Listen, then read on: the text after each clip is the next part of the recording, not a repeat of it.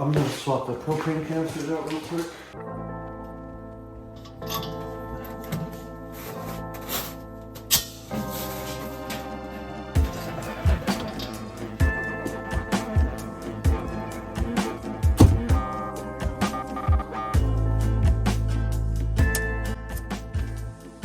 Hi, welcome to this video where we're gonna figure out if our old RV, our 27, 28-year-old RV now, is gonna be able handling the upcoming solar eclipse. And what do I mean by that? Well, I'm not a conspiracy theorist. I don't really necessarily think that anything as bad is gonna happen this next Monday.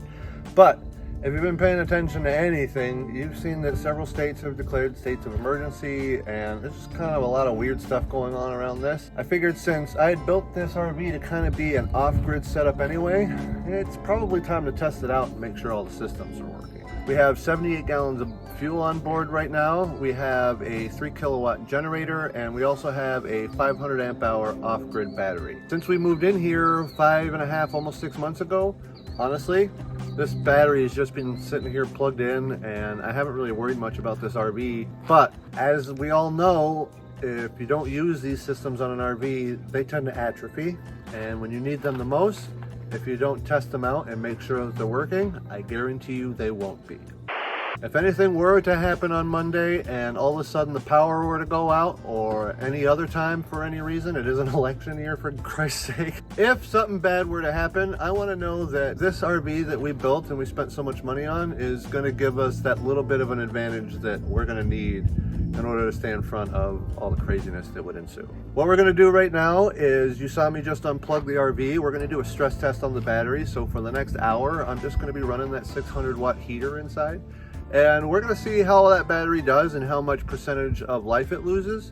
And then to charge it up, we're going to put some gas in the generator that hasn't been fired up in 5 months, and we're going to see what that's going to take to get going. And then we're actually going to fire up this RV too. This thing has a 454, 7.4 liter, I think, for I don't know, liter nuts.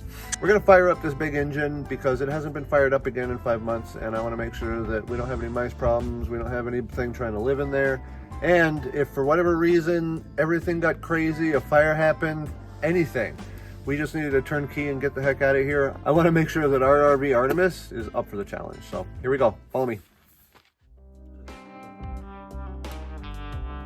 What we just did is, for basically about an hour and a half, stress tested the battery. It went down to about 91%, about 24.9 volts. And I was running about a 600 watt, actually with everything else in there, probably about an 800 to 900 watt load on it for about the hour. So that's actually pretty good. You know, it's a lead acid system. In all reality, I can only take that down to about 50% of usage. But at about 900 to a kilowatt of load, I can run this thing for, I don't know, easily 5 or 6 hours without having to fire up this generator. And that would come in huge in a situation where the power went out. That would give me 8 hours if I needed to stay warm and figure out what we were going to do in the coldest of months here in Minnesota. It's pretty warm right now, unless you're in a breezeway with no sun on you. So I'm going to go ahead and get this generator started so that we can start charging up this battery and start replacing some of this energy that we took out of it, and also make sure that there's nothing wrong with our generator. Because the other important part of this system is that I have about 78 gallons of fuel on board, and I can take that down to about a quarter of a tank with just this generator. So I have about 55, 60 gallons of gas that I can run this on. And a gallon of gas will run this at full load for about an hour and a half to 2 hours. So it's really efficient. It's a 3 kilowatt generator, so it'll run our air conditioners and everything that we need. And it would run a couple of refrigerators in an emergency if the power went out here. So let's see if I can get it running. That's a fan. That's a fan. Both those fans work. The other button up here is for my fuel pump. I don't know how much gas is in here. I'm pretty sure it's almost empty. So we're going to start by putting 20 seconds of gas in here. Open up the stopwatch. Just put some fuel in here. Now you can hear the fuel going through the fuel pump at about 10 seconds. So now we're actually putting fuel in the generator. And the generator is off right now, so I don't have to worry that I'm forcing too much fuel into the combustion chamber. So at 20 seconds, I will stop it. Let's see how many pulls. I'm only pulling about 5 amps now that we have the heater off. It says that I could run this load right now for 1 day and 21 hours before I killed my battery. I'm gonna pull this through probably 4 times nice and slow. Put this to choke. Okay, so I got the nozzle set to choke. Now the original generator in here had an electric start from inside. It was an Onan generator. Onan generators are crappy. They're inefficient. They break down a lot.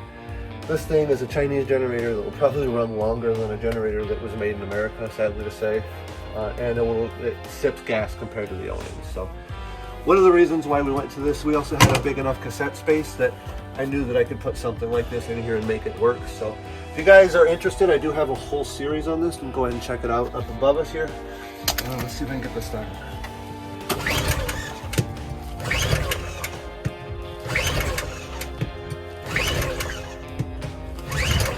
Okay, so I'll do that. If it doesn't start, I didn't think it would. Usually means I need to put more, 10 seconds of fuel in it, more, so I'll do this. One Mississippi. A little bit more gas in it with the choke open. Usually just gets a little bit more fuel in the combustion chamber. Pull it through, make sure it doesn't overflood the cylinder.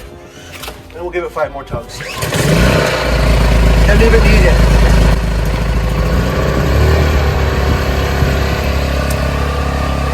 If this were an emergency situation, that would have been a life-saving noise. Oh, we're charging. Oh, we're charging. That was quick. I thought that I'd hear the generator pick up, but I have the chargers turned so far down. I'm gonna turn them up so that I can get this thing charging, and then we're gonna try and start the RV next.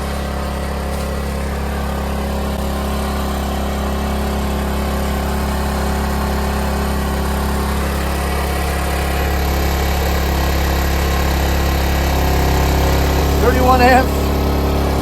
That charger's fierce. About a kilowatt is what I'm putting into it right now. It's going to give that generator a really good workout, and it's going to charge that battery up really quick. So I'm underneath the stairs in my RV. Here's the 2 batteries for the coach. These batteries are probably about 4 years old now. They're probably getting kind of tired, but I always keep them at floating charge. I've never really had them disconnected for any amount of time, so I don't know how good they actually are. I've never actually really tested them because the other off-grid battery that I built for this RV kind of supersedes this system. That off-grid battery would have to die before these batteries ever needed to get used. Reconnect the starting battery here. I had just the negative terminal off this battery, so we're going to go ahead and screw that back on. I might not be able to do it with 2 hands, but you get the idea, and then we're going to try and start this engine. It's been a while since I've needed these keys. All right, don't mind the mouse bucket. Good morning, Artemis. Have you been sleeping well? I hope no mice have found their way inside of you. If they have, we're about to evict them.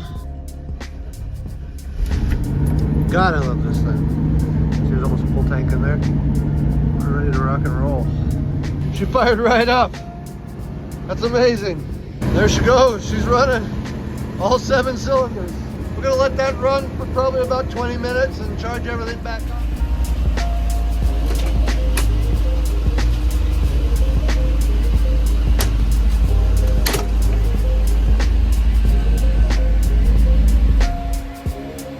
Generator ran out of gas.